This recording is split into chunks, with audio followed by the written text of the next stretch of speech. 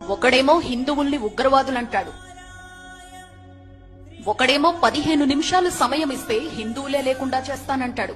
हिंदुस्तान हम 25 करोड़ है ना, तुम 100 करोड़ है ना, ठीक है, तुम तो हमारे से इतने ज्यादा है, 15 मिनट के लिए पुलिस को हटा लो, बता देंगे किसमें हिम्मत है।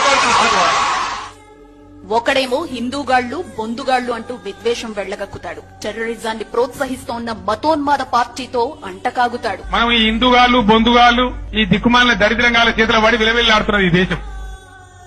ఒకడేమో భారత్ మాతాకి జై అనను అంటాడు, ఒకడేమో వందే మాతరం పాడనంటాడు, ఒకడేమో పరాయి దేశం జిందాబాద్ అంటాడు.